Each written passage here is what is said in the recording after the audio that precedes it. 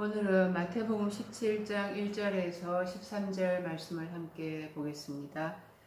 앞서 16장 가이사랴 빌립보에서 예수님께서는 사람들이 나를 누구라 하느냐, 그리고 또 제자들은 어떻게 생각하느냐 하고 물으셨습니다. 그때 베드로가 주는 그리스도시요 살아계신 하나님의 아들이시니다 라고 말을 했습니다. 그렇게 고백하고 난 다음에 예수님께서는 자신의 십자가의 순환을 말씀하셨어요. 그러니까 베드로가 주여 그리 마옵소서 이렇게 만류를 합니다. 예수님은 베드로를 향하여서 사탄아 내 뒤로 물러가라 이렇게 호되게 책망을 했습니다.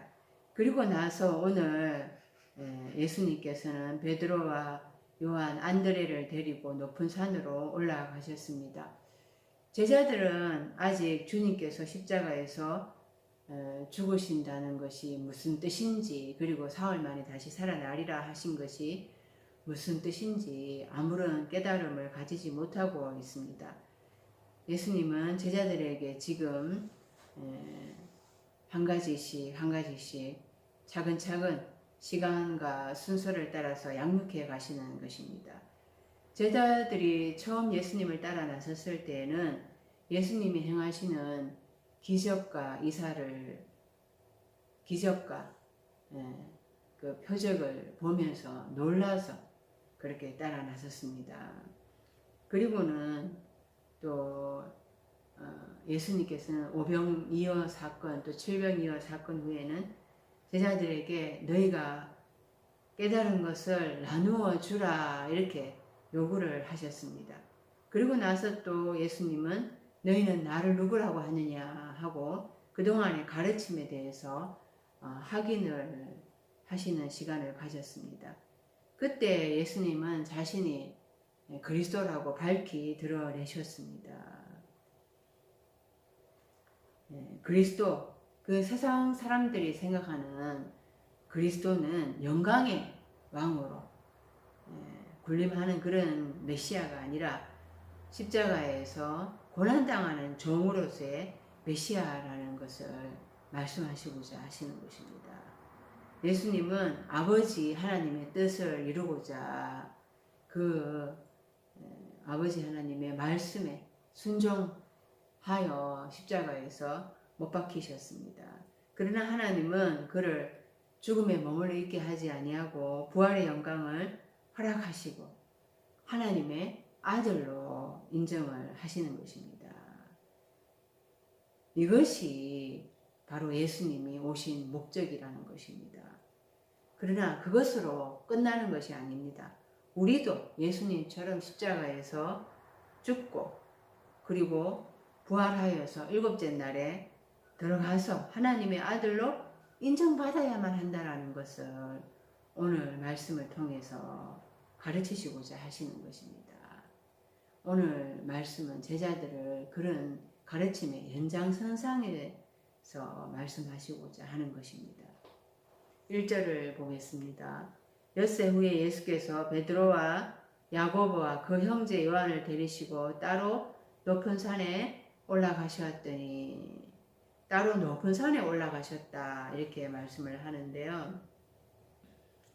따로라는 헬라어 단어가 카타이디오스, 카티디안이라는 지금 단어인데요. 카타이디오스, 자신을 따라서 이런 말입니다. 자신을 쫓아서, 그러니까 자신의 의지대로 이 말이죠.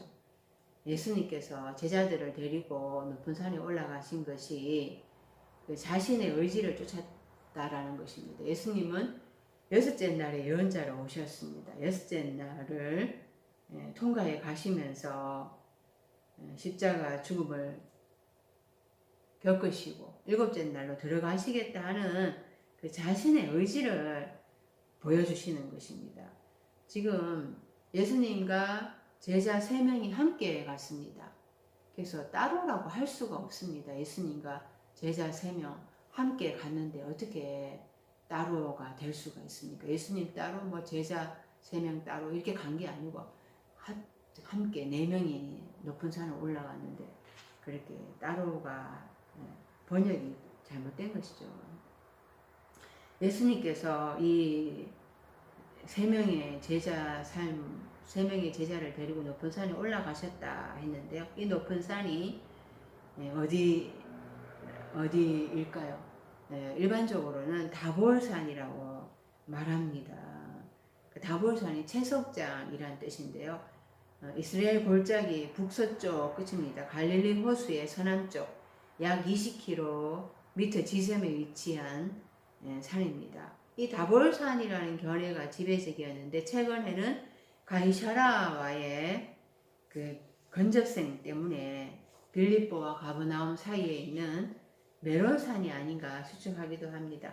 그런데 그런 어떤 산을 지칭한다라기보다 영적인 것을 이야기하고 있는 것입니다. 이 높은이라는 뜻이 힙셀로스인데요. 명사 힙소스, 높음이라는 뜻이죠. 그러니까 이 높다라는 것은 하나님의 영역, 하늘에 속한 그 영적인 부분을 상징적으로 말을 하는 것입니다. 그래서 이 세 명을 아나페로 해서 올려드리는 거예요. 이 세 명을 하늘에 속한 영적인 단계로 끌어올려 드리는 것입니다. 지금 제자들은 여섯째 날이거든요. 이들을 영적으로 일곱째 날로 올려 드리는 거예요. 아직 땅에 속한 그런 육적인 부분이 많이 있는 이 제자들을 하늘에 속한, 위에 속한 영적인 단계로 이렇게 성장시켜 주는 거죠. 일곱째 날에 들어가면 어떤 영적인 깨달음이 일어나는가 하는 것을 체험케 하는 것입니다.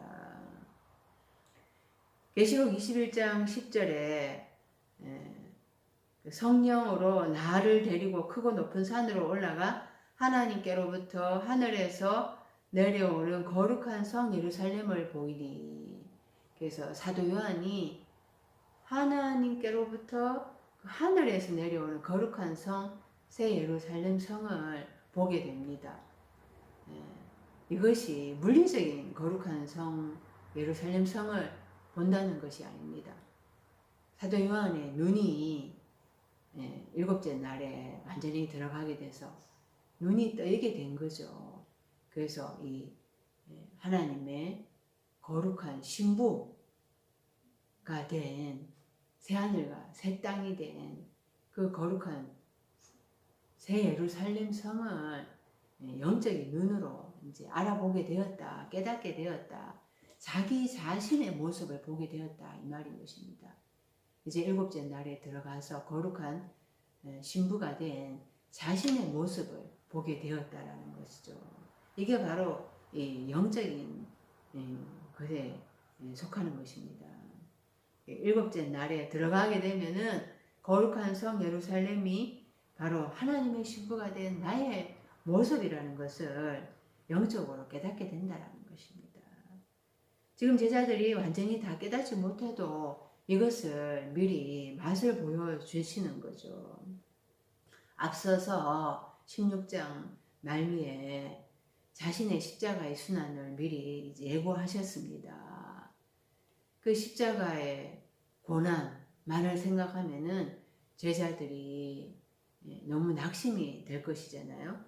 그 십자가의 고난 다음에 다가오는 하나님의 영광, 하나님께서 그 부활의 영광을 어떻게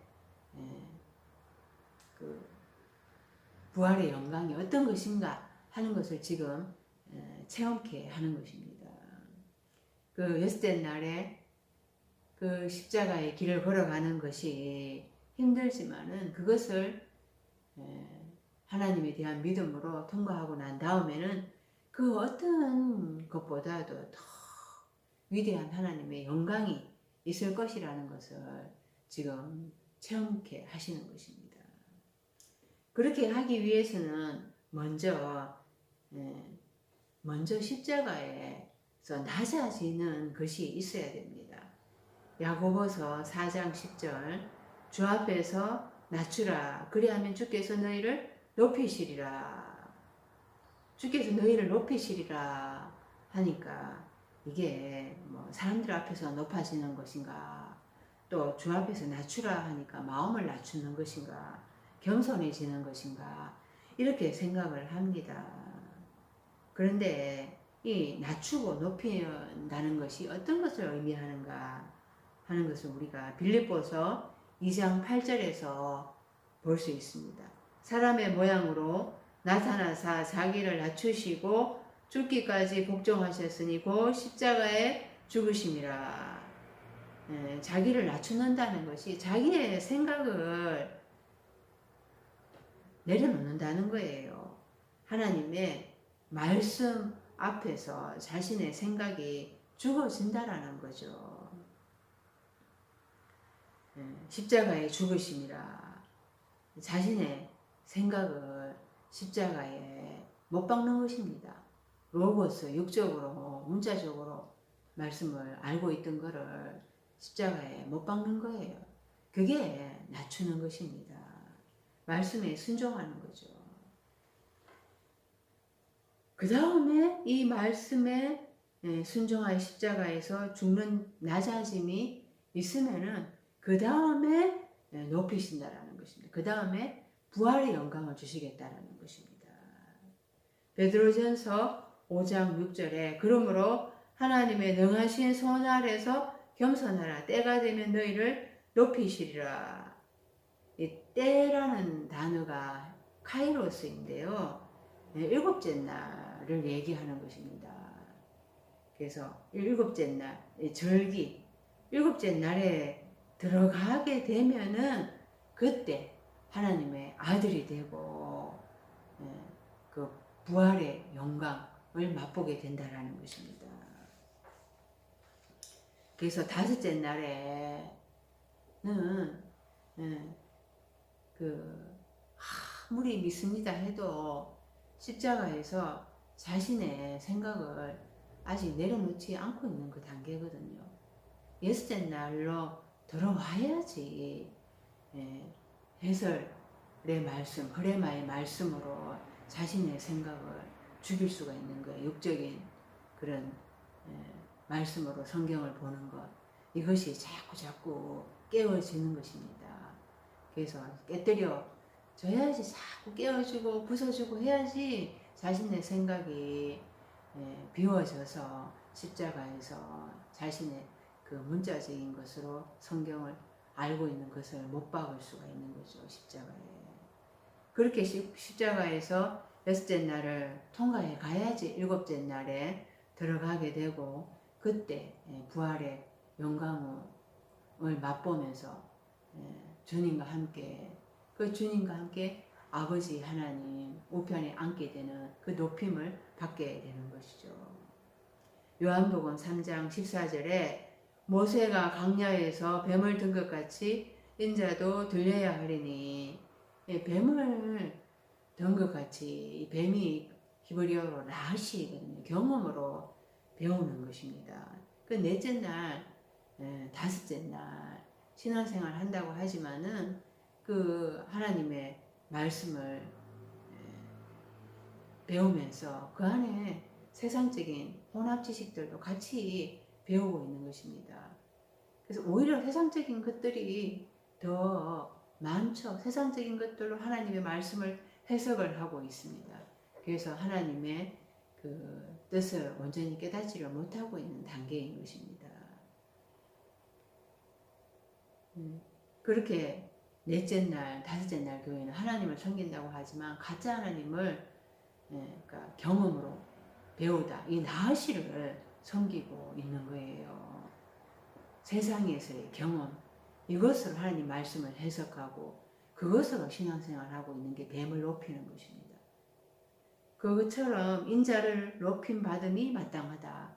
인자가 여섯째 날, 일곱째 날에 들어오면은 여섯째 날 십자가의 죽음을 통과하고 일곱째 날 부활 성천, 그렇게 예수님이 높임 받잖아요. 그렇게 높아진다라는 것은 먼저 낮아짐이, 죽음이, 그 고난의 십자가를 겪고 나서야 하나님의 그 부활의 영광의 높임이 있다라는 것이에요. 2절입니다. 그들 앞에서 변형되사 그 얼굴이 해같이 빛나며 옷이 빛과 같이 휘어졌더라. 그러니까 예수님이 세 명의 제자들 앞에서 변형이 되었는데요. 이것은 누가복음 9장 28절에 이렇게 말씀을 하고 있습니다. 이 말씀을 하신 후에 8일쯤 되어 예수께서 베드로와 요한과 야고보를 데리고 기도하시러 산에 올라가사 기도하실 때 용모가 변화되고 그 옷이 휘어져 광채가 나더라. 주님이 산에 올라가서 다른 것을 하신 것이 아니라 무릎 꿇고 기도하셨습니다. 기도하시면서 변화가 된 것이에요. 이 변형하다라는 헬라어 단어가 메타몰포인데요. 메타 무엇을 결합하여라는 전치사입니다. 그래서 화학적인 변화가 일어난 거죠. 어떤 영적인 깨달음으로 속에서 근본적인 변화가 일어난 것입니다. 그러니까 일곱째 날에 어떠한 그 영적인 단계가 되는가 하는 것을 이렇게 우리가 이해할 수 있도록 보이는 사건으로 가르쳐 주고 있습니다. 로마서 12장 2절을 보면 너희는 이 세대를 본받지 말고 오직 마음을 새롭게 함으로 변화를 받아 하나님의 선하시고 기뻐하시고 온전하신 뜻이 무엇인지 분별하도록 하라. 이 마음이란 헬라어 단어가 누스인데요. 지각이라는 뜻입니다. 이 지각은 이성을 사용해서 인지를 하는 거예요. 깨닫는 것입니다. 이것은 일곱째 날에 들어가서 완성이 되는 거죠.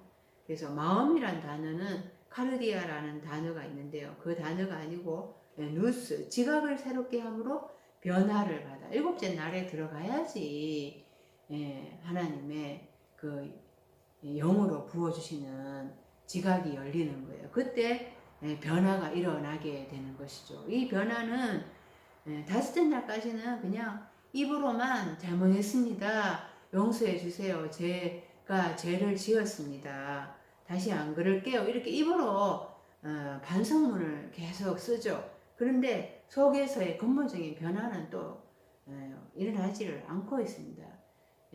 날마다 받아 먹는 말씀이 세상적으로 혼합된 말씀들인데 비진리에 불순물이 섞여진 혼합 사상인데 어떻게 속에서 근본적으로 변화가 일어나 볼 수가 있겠습니까? 일곱째 날에 완전히 영적인 말씀이 속에서 깨달아지면은 속에서부터 이 근본적인 변화가 일어나게 되는 것입니다. 이제 근본적으로 회개가 일어나게 되는 거죠. 그때 빛과 어둠이 뚜렷하게 분별이 되면서 하나님의 뜻을 깨달아 알아서 하나님의 선하시고 또 무엇이 하나님께서 기뻐하신 것인가, 무엇이 하나님의 완전함의 뜻인가라는 것을 분별하게 되는 것이죠. 다섯째 날까지는 완전 깜깜합니다. 여섯째 날 들어와서 조금씩 눈이 뜨이는데 빛이 조금씩 밝아졌다가 다시 또 어두워져가 답답하다가 이런 상태가 반복이 되는 거죠. 일곱째 날에 하나님의 그 빛으로 완전히 환하게 밝혀짐으로 말미암아 지각이 열려지게 되는 상태. 그때가 이제 변화가 일어나게 되는 것입니다. 그때 이제 그때의 상태를 일곱째 날의 영의 상태를 예수님의 얼굴이 해같이 빛나게 되고 그의 옷이 이제 하얗게 빛처럼 변화되었다 이렇게 말씀을 하고 있습니다. 그래서 예수님이 거룩한 분으로서 그 죄가 없는 상태에서 거룩한 분으로서 그 하나님의 완전한 그런 영적인 단계에 들어가게 됐다라는 것이죠. 거룩한 하나님의 그 영의 단계에 하나님과 일치가 된 상태라는 것입니다. 고린도후서 3장 14절에서 18절을 보면은 그러나 그들의 마음이 완고하여 오늘까지도 구약을 읽을 때 그 수건이 벗겨지지 아니하고 있으니 그 수건은 그리스도 안에서 없어질 것이라. 오늘까지 모세의 글을 읽을 때 수건이 그 마음을 덮었도다. 그러나 언제든지 주께로 돌아가면 그 수건이 벗겨지리라. 주는 영이시니 주의 영이 계신 곳에는 자유가 있느니라. 우리가 다 수건을 벗은 얼굴로 거울을 보는 것 같이 주의 영광을 보매 그와 같은 형상으로 변화하여 영광에서 영광에 이르니 곧 주의 영으로 말미암음이니라. 이때 마음이 완고하여 이렇게 했는데 마음이 이때 노에마라는 지각이라는 단어입니다. 그러니까 노에오 지각하다. 마찬가지로 이게 그 아까 누스하고 같은 단어인 거죠. 같은 노에오에서 유래를 했습니다. 그 마음이 이 지각이 둔하다는 거예요. 둔하다. 돌같이 단단해서 굳어져 가지고 둔하여진 어둡게 된 것입니다. 어둡게 무감각해진 것입니다. 이렇게 영적으로 그러니까 넷째 날, 다섯째 날은 영적으로 어두운 상태, 영적 소경의 단계라는 거예요. 그래서 구약을 읽을 때에 그 영적으로 이 소경으로 그 상태에서 읽으니까 영적으로 해설을 못하는 것입니다. 영적으로 해석이 되어지지 않는 것입니다. 그래서 넷째 날, 다섯째 날은 구약을 읽으면서 계속해서 모세율법 또 예언자의 글들을 읽으면서도 전부 육적으로 이스라엘의 역사로만 알고 있죠. 그러니까 나에 대해서 말씀하시는 것들인데 그냥 이스라엘의 역사로만 읽으니까 내용에 부딪히는 말씀이 못 되는 것입니다. 그래서 16절에 주를 향하여 돌아간다면 그 수건이 벗겨질 것이다. 주를 향하여서 돌이키고 회개가 일어나고 근본적인 변화가 일어나야지만이 자유함을 맛보게 되는 그 일곱째 날의 영의 상태에 들어가게 된다는 거예요. 이것이 이제 넷째 날, 다섯째 날은 아무리 해도 구약의 말씀들을 읽어도 영적인 말씀으로 이해가 안 됩니다. 글자로 이렇게 읽기는 읽어도 영적으로 깨달아지지가 않죠. 그게 수건이 덮고 있다라는 거예요. 수건이 그 마음을 덮고 있다라는 것입니다. 근데 이제 그 여섯째 날 와서 이제 조금씩 눈이 열려지고 그 완전 일곱째 날에 들어오게 되면은 이제 그 영적인 소경에서 눈이 열려져서 정말 하나님의 모든 말씀을 영적으로 깨닫게 되면은 그 안에서 진짜 죄에서 노인받게 되고 성령의 역사가 나에게 임하게 되는 거니까 성령이 나에게 기름 붓잖아요. 그러니까 모든 말씀들을 나한테 적용하면서 거기에서 내 죄에서 노인받게 되는 자유함을 맛보게 된다는 것이죠. 고린도후서 4장 3절에서 6절 말씀을 보겠습니다. 만일 우리의 복음이 가리웠으며 망하는 자들에게 가리워진 것이라. 넷째 날, 다섯째 날은 그 복음, 유앙겔리온이 가리워진 거예요. 거기에 뭐 넷째 날, 다섯째 날에 머물러 있으면 아무리 모세의 말씀 또 예언자의 말씀이 그리스도 예수를 향하여서 가르치고 있는데도 못 깨닫잖아요. 그거는 멸망의 길로 가는 것입니다.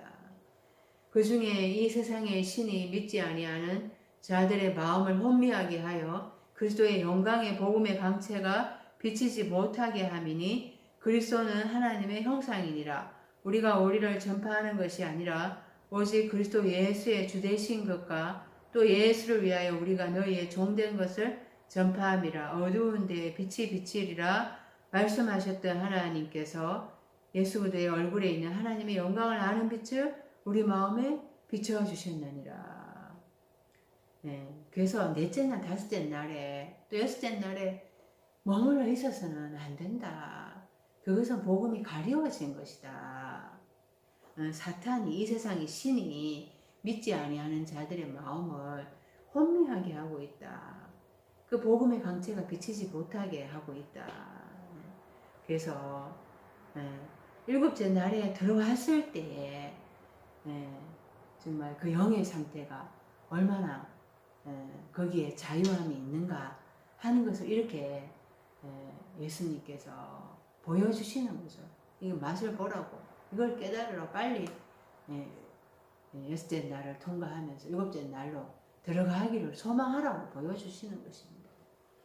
3절, 그때 모세와 엘리야가 예수와 더불어 말하는 것이 그들에게 보이거늘. 이 모세는 변화산 사건으로부터 1300년 전에 죽고 장사된 사람입니다. 엘리야는 또 900년 전에 죽어서 그렇게 엘리사 자기 제자가 보는 데서 하늘로 들리어짐을 받았다, 이렇게 성경에 기록되어 있습니다. 근데 이들이 아무리 위대하다 하더라도 이들은 정말 기적을 많이 보여주었습니다. 모세는 이스라엘의 위대한 지도자잖아요. 출애굽을 하면서 애굽의 바로왕에게 10가지 재앙을, 표적을 나타냈죠. 그리고 또 홍해를 마른 땅으로 이스라엘 백성들을 이끌어 건너가게 했습니다. 그리고 또 엘리야는 36개월 동안 기도한 즉 비가 아니 오게 한 그런 능력의 예언자였습니다.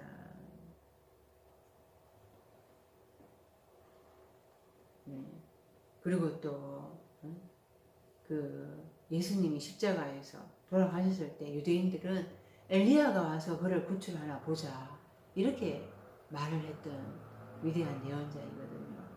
그런데 이들은 전부 넷째 날, 다섯째 날에 가정인 거예요. 가정. 우리가 예수님을 믿도록 하기 위한 가정인 것입니다. 누가복음 24장 44절에 또 이르시되 내가 너희와 함께 있을 때 너희에게 말한 바 곧 모세의 율법과 선지자의 글과 시편에 나를 가리켜 기록된 모든 것이 이루어져야 하리라 한 말이 이것이라. 그러니까 모세의 율법, 예언자의 글들, 이 모든 것이 그리스도 예수를 가리키고 있는 거죠. 요한복음 5장 46절에 모세를 믿었다면 또 나를 믿었으리니 이는 그가 내게 대하여 기록하였습니다. 그래서 모세 넷째 날, 또 엘리야 다섯째 날, 이들의 그 위대한 그런 기적, 그런 능력, 이것들은 다 예수를 가리키는 표지판이었다는 거예요. 표지판. 그런데 넷째 날, 다섯째 날은 이들을 능력만을 봅니다. 3차원적으로 막 문제적으로 읽으면서 이들이 행한 표정만 보고 있죠. 이들이 가리키는 그런 예수님에 대해서 깨달아야 되는데, 그러니까 쭉 연결해서 그 그리스도 예수에 대해서 쭉 연결해서 이렇게 복음으로 열려져야 되는데 그것이 안 된다는 거예요. 넷째 날, 다섯째 날은. 그래서 이 율법이라는 것이 그리스도 예수에 대해서 이야기하고 있다. 출애굽기 31장 15절에 보면은 엿새 동안은 일할 것이나 제7일은 큰 안식일이니 여호와께 거룩한 것이라. 무릇 안식일에 일하는 자를 반드시 죽일지니라. 안식일에 일하는 자를 반드시 죽인다고 했잖아요. 율법에. 근데 예수님이 오셔서 안식일에 손 마른 자를 고쳐주시고 병든 자를 치유하셨습니다. 그래서 눈먼 자를 눈뜨게 하셨죠. 그리고 예수님이 나와 하나님이 하나다. 하나님을 자기 아버지라고 하면서 나와 하나님은 하나다 이렇게 하니까 신성모독죄로, 그래서 안식일을 범하고 또 아버지와 하나님을 아버지라고 하니까 유대인이 예수님을 십자가에 못 박게 하잖아요. 그 그리스도 율법이 바로 지금 그리스도를 얘기하고 있다는 거죠. 그래서 이 넷째 날에 사람 모세, 다섯째 날에 예언자 엘리야, 그 여섯째 날에 예언자로 오신 예수님, 이게 쭉 연결이 되어져야 하는 거예요. 이들은 예수 그리스도에 대해서 이야기하고 있다. 모세 율법이 이야기하는 것은 예수에 대해서 이야기하고 있다. 이것이 연결되어서 깨달아지는 것이 바로 연결된 복음의 소식. 그게 바로 에판겔리아에서 연결된 복음의 소식이죠. 그렇게 깨달아져야지 복음이 쭉 연결이 돼. 구약에서부터 쭉 연결이 돼야 되는 거예요. 하나의 구속사를 이야기하는 거거든요. 이렇게 깨달아지는 것이 바로 일곱째 날에 들어갔을 때 영적인 단계죠. 4절 베드로가 예수께 여쭈어 이르되 주여 우리가 여기 있는 것이 좋사오니 만일 주께서 원하시면 내가 여기서 초막 셋을 짓되 하나는 주님을 위하여 하나는 모세를 위하여 하나는 엘리야를 위하여 하리이다. 이 초막이라고 했는데 장막입니다. 스케네에서 장막인데요. 이것이 그 물리적인 집을 이야기하는 게 아니죠. 임시적인 거처라고 하는데 그런 보이는 장막, 초막 이야기를 하는 것이 아닙니다. 히브리서 9장 8절에 성령이 일어서 보이신 것은 첫 장막이 서 있을 동안에는 성소에 들어가는 길이 아직 나타나지 아니하신 것이라. 그러니까 내가 첫 장막인 거야. 내가 육의 장막 이것을 고집하고 있으면은 하나님께로 가는 그 영적인 그 길이 안 열리는 것입니다. 히브리서 9장 11절에 그리스도께서는 장래 좋은 일에 대제사장으로 오사 손으로 짓지 아니한 것 곧 이 창조에 속하지 아니한 더 크고 온전한 장막으로 말미암아 나의 첫 장막, 육의 장막이 무너져야지 둘째 장막이신 그리스도 예수가 육신으로 오시는 거죠. 그런데 그 그리스도 예수조차도 육의 장막이잖아요. 육신의 장막을 입고 오셨잖아요. 그 육의 장막이 무너져야지 영으로 새롭게 지어지게 되는 것입니다. 그래서 이 장막이 다 무너져야 되는데 베드로는 내가 여기 있는 것이 좋습니다. 이렇게 말하고 있는 거예요. 계속으로 외쳐 이르되 무너졌도다 무너졌도다 큰 성 바벨론이여 귀신의 처소와 각종 더러운 영이 모이는 곳과 각종 더럽고 가증한 새들이 모이는 곳이 되었도다. 그 음행의 진노의 포도주로 말미암아 만국이 무너졌으며 또 땅의 왕들이 그와 더불어 음행하였으며 땅의 상인들도 그 사치의 세력으로 치부하였도다. 이 큰 성 바벨론, 그 예루살렘을 의미합니다. 온갖 것들로, 온갖 사상들로 음행하는 그 예루살렘이 무너진 것을 의미하는 거거든요. 그래서 거룩한 성 예루살렘 성이 되지 않으면은 이 음행하는 예루살렘 성은 무너져야 하는 거예요.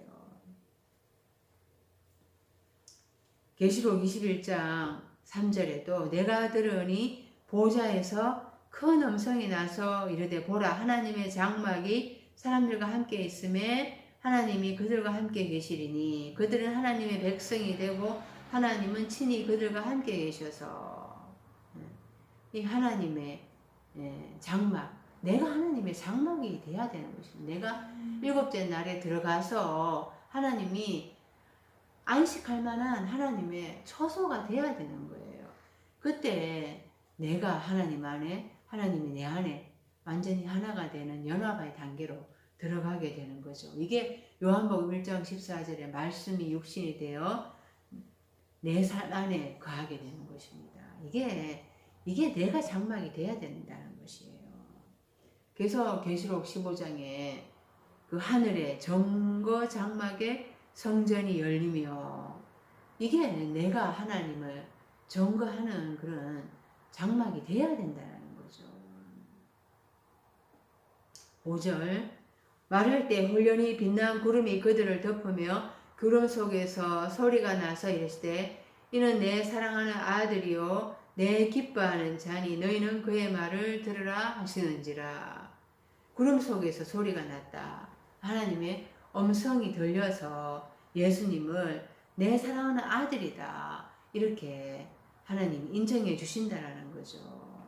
그 하나님의 음성에 대해서 출애굽기 3장 4절에도 그 모세가 호렙산에서 이제 양을 그렇게 치다가 호렙산으로 인도를 받았잖아요. 거기에서 하나님이 가시떨기 나무 사이에서 모세야 모세야 하고 부르셨잖아요. 또 사도행전 9장 3절에도 사울이 다메섹으로 가는 그 길이었습니다. 예수 믿는 자들을 핍박하고 공문을 받아오려고 그렇게 길을 가는데 하늘에서 빛이 비추면서 사울아 사울아 어찌하여 나를 박해하느냐 그 음성을 들었던 거죠. 이렇게 하나님의 음성이 들려서 예수 그리스도에 대해서 바로 이자가 내 사랑하는 아들이다 이렇게 확정을 해주고 있는 것입니다. 이 사건에 대해서 베드로가 후에 베드로후서 1장 16절에서 부터 18절까지 해설을 해주고 있습니다. 우리 주 예수 그리스도의 능력과 강림하심을 너희에게 알게 한 것이 교모히 만든 이야기를 따른 것이 아니요 우리는 그의 크신 위엄을 친히 본 자라.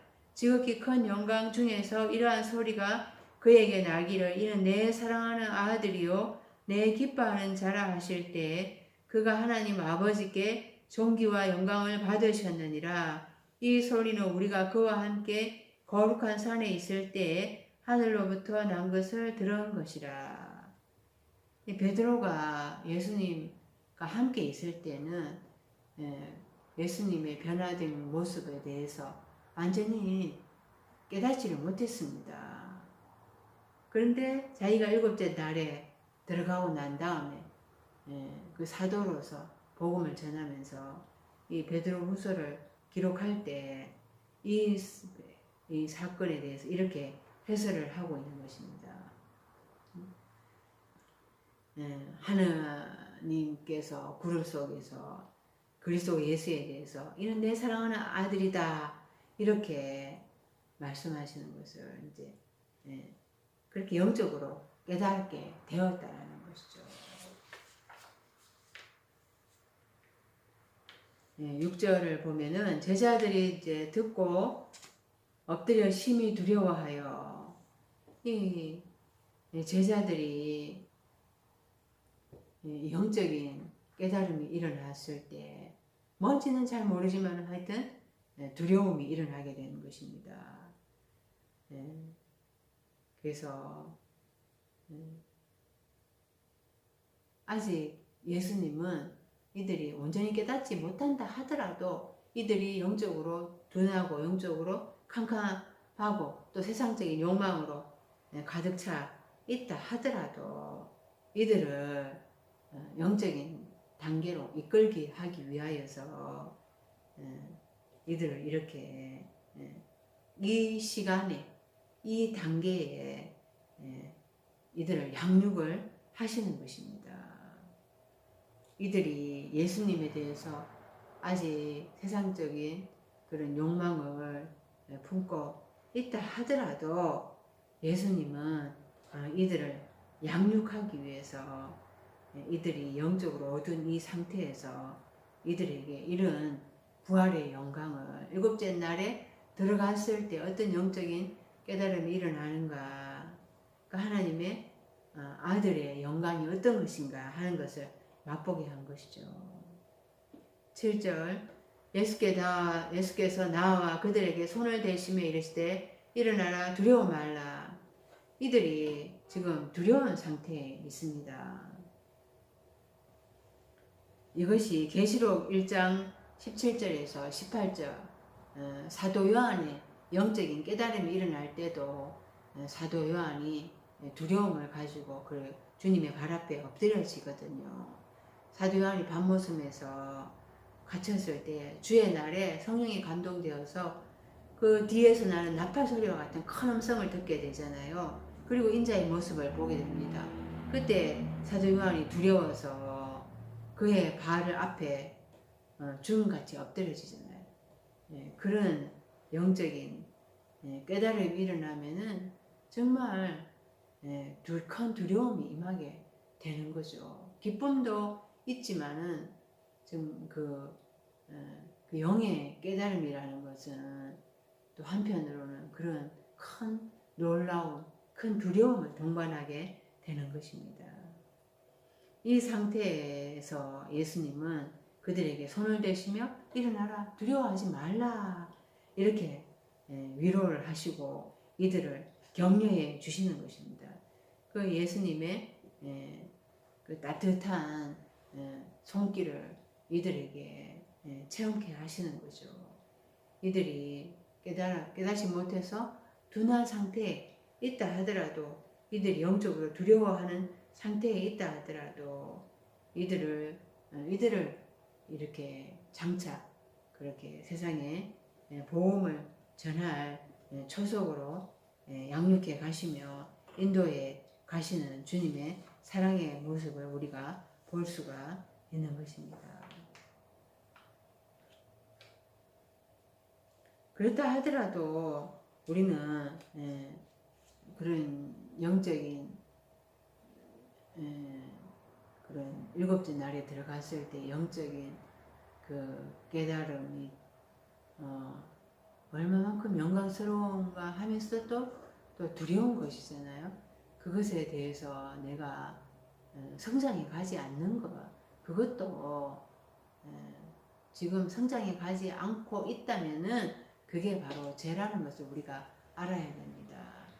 내가 그냥 여기서 좋사오니 하면서 그냥 머물러 있다라면은, 머물고자 한다라면은 그것이 죄라는 거예요. 8절 제자들이 눈을 들고 보매 오직 예수 외에는 아무도 보이지 않더라.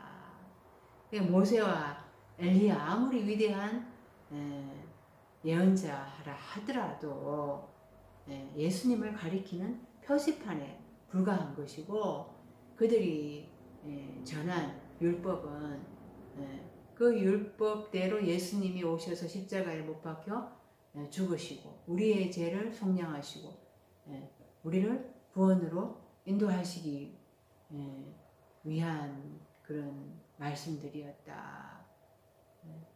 그런 그 그리스도의 예수의 십자가의 죽음과 그 구원을 얘기하고자 하는 것들이었다라는 그런 복음에 연결된 소식으로 봐야 한다라는 것입니다. 그래서 오직 예수 외에는 보이지 않더라 이렇게 말씀을 하고 있는 것입니다. 모세는 그 하나님의 온 집에서 종으로 일했잖아요. 그런데 그리스도는 하나님의 집을 맡은 아들이었다는 거예요. 그에 대해서 우리가 끝까지 잡고 있으면은 그를 우리가 붙들어서 흔들리지 않고 견고하게 서 있으면은 우리가 그 예수 그리스도의 그 복음으로 우리가 구원을 얻게 된다라는 것이죠. 9절 저희가 산에서 내려올 때 예수께서 명하여 이르시되 인자가 죽은 자 가운데서 살아나기 전에는 본 것을 아무에게도 이르지 말라 하시니 마태복음 16장 20절에도 예수님은 제자들에게 자기가 그리스도인 것을 아무에게도 이르지 말라고 하셨습니다. 그것은 그리스도가 장차 고난을 받고 제3일에 죽은 자 가운데서 살아나셔야 되잖아요. 그리고 그의 이름으로 제3을 죄에서 노임받게 하는 회개가 모든 족속에게 전파되어야 하잖아요. 구원의 완성이 그리스도의 십자가의 죽음 그리고 그리스도의 십자가에서 부활, 이것에서부터 이제 전해져서 구원이 완성이 되어져야 되는데, 여기에서 그냥 함부로 발설이 되면은 안 된다라는 거예요. 10절, 제자들이 물어 이르되 그리하면 어찌하여 서기관들이 엘리야가 먼저 와야 하리라 하나이까. 11절, 예수께서 대답하여 이르시되 엘리야가 과연 먼저 와서 모든 일을 회복하리라. 이 엘리야가 어떤 예언자인가? 말라기 4장 6절에 그가 아비의 마음을 자녀에게로 돌이키게 하고 자녀들의 마음을 그들의 아비에게로 돌이키게 하리라. 이렇게 엘리야가 와서 장차 그렇게 회복이 일어날 것이다. 이렇게 말라기 4장에서 예언을 했습니다. 또 누가복음 1장 17절에 그것을 이제 그 엘리야가 세례 요한이라는 것을 해설을 해주고 있습니다. 제가 또 엘리야의 10년간 능력으로 주 앞에 앞서가서 아비의 마음을 자식에게 거스리는 자를 의인의 설기에 돌아오게 하고 주를 위하여 세운 백성을 예비하리라. 그래서 유대인들은 말라기서 구약을 알고 있으니까 엘리야가 올 것이다 라는 걸 알고 있잖아요. 근데 그 엘리야가 바로 예수님은 세례 요한이다 라는 것을 말씀하시는 거예요. 11절에 그 엘리야가 과연 먼저 와서 모든 일을 회복하리라. 이 회복하리라 하는 헬라어 단어가 아포카디스테미입니다. 아포카디스테미, 회복하다, 다시 복구하다 이런 뜻인 것입니다. 그래서 세례 요한이 와서 그 마태복음 3장을 보면은 그 유대 강야에서 세례 요한이 선포하면서 회개하라 천국이 가까우니라 그렇게 예수님을 미리 앞서 소개하는 그런 역할을 감당한 것입니다. 12절에 내가 너희에게 말하노니 엘리야가 먼저 이미 왔으되 사람들이 알지 못하고 임의로 대우하였도다. 인자도 이와 같이 그들에게 고난을 받으리라 하시니. 13절 그제서야 제자들이 예수께서 말씀하신 것이 세례 요한인 줄을 깨닫느니라. 엘리야가 이미 왔으되, 그러니까 그것이 바로 세례 요한이라는 거예요. 그런데 사람들이 깨닫지를 못했잖아요.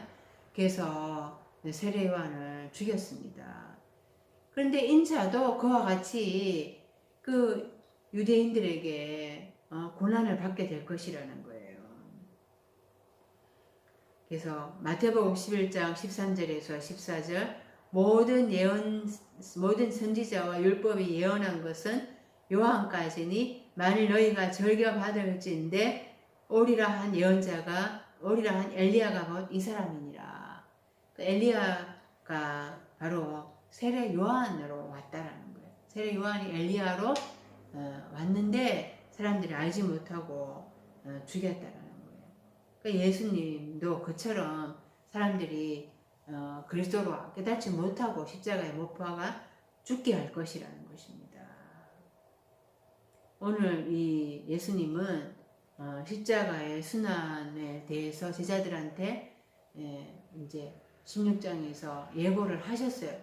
그리고 곧바로 이어서 그 부활의 영광, 십자가에서의 그 고통을 겪고 난 다음에 하나님께서 그를 죽은 자 가운데서 살아나게 하시고 그에게 하나님의 아들로서의 인정을 하실다라는 것을 이렇게 오늘 제자들한테 가르쳐 주십니다.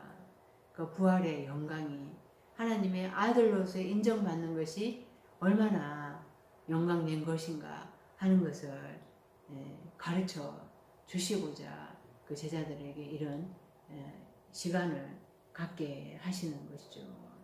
우리는 믿기만 하면은 구원이다, 하나님의 아들로 그렇게 인정을 받아서 그 하나님의 아들로 인정받은 것은 결코 끊어지지 않는다. 이렇게 가르침을 받았습니다. 그러나 일곱째 날에 들어가야지만이 하나님의 아들로 그렇게 하나님이 인정을 해 주시는 거예요.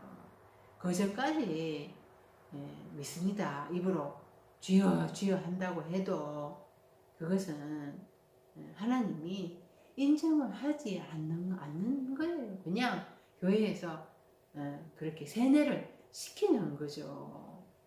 내가 믿었으니까 내가 하나님의 아들이고 하나님의 자녀이고 한번 구원받은 것은 흔들리지 않는다. 그러나 성경은 하나님의 뜻대로 하는 자가 하나님의 아들로 인정받는다고 그렇게 말씀을 하고 있는 것입니다. 그 부활의 영광을 얻기 위해서는 십자가의 순환의 길을 여섯째 날을 통과해 가야 하는 것이고, 그리고 하나님의 아들로 인정을 받아야 그때 구원이 완성이 된다라는 거예요. 그것을 맛보게 하시는 거예요. 그것을 맛보고 그 십자가의 순환의 길 여섯째 날을 통과해 가는 것이 아무리 힘들다 하더라도 믿음으로 그 영광을 바라보며 그 하나님의 아들로서 일곱째 날에 들어가는 것에 대한 소망을 가지라는 것입니다. 오늘도 우리가 그 소망을 가지고 여섯째 날을 힘들다 하더라도 이 고난을 꿋꿋하게 믿음으로 흔들리지 않고 걸어갈 수 있어야 하겠습니다. 기도드리겠습니다.